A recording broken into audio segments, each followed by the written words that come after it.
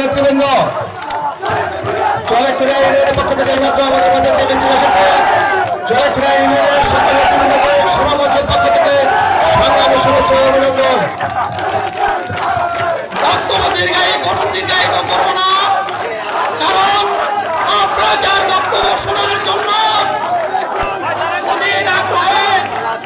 আজকের এই সমাবেশে যোগদান করেছেন আমাদের সেই নেতা রাজীব আহসানের সম্পূর্ণ বক্তব্য শুনে আপনারা মাঠ ত্যাগ করবেন।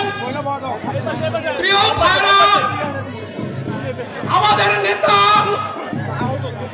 যারা আপনারা বিভিন্ন মিডিয়াতে বিভিন্ন পত্রিকাতে বক্তব্য শুনেছেন, আজকে তার বক্তব্য শুনবেন সশরীরে।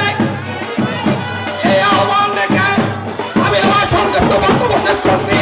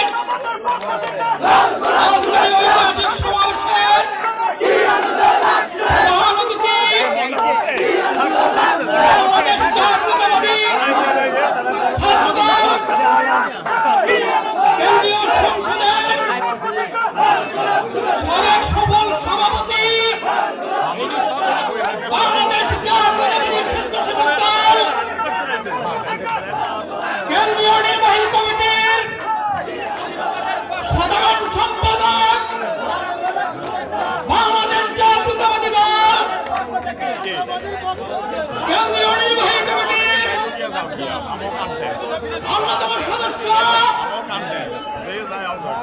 জেলা মেহেন্দিগঞ্জের গণমানুষের নেতা যার প্রতিক্ষমান শত কল্পনার অবসান ঘটিয়ে যাকে কেন্দ্র করে সমাবেশ আমাদের সেই নেতা জনাব রাজীব আহসান আজকে সবাই সভাপতির আসন অলঙ্কৃত করবেন।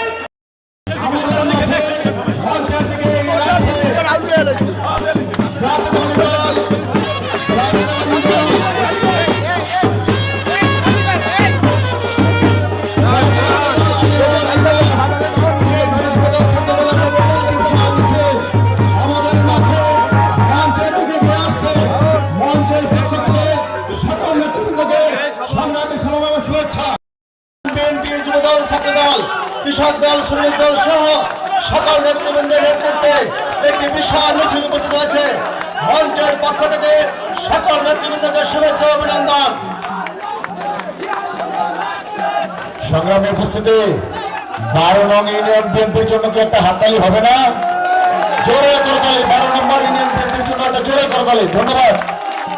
প্রিয় উপস্থিতি, এই অল্প কিছুদিন আগে শেখ হাসিনা পালায় গেছে ছাত্র জনতার আন্দোলনের মাধ্যমে, নাকি?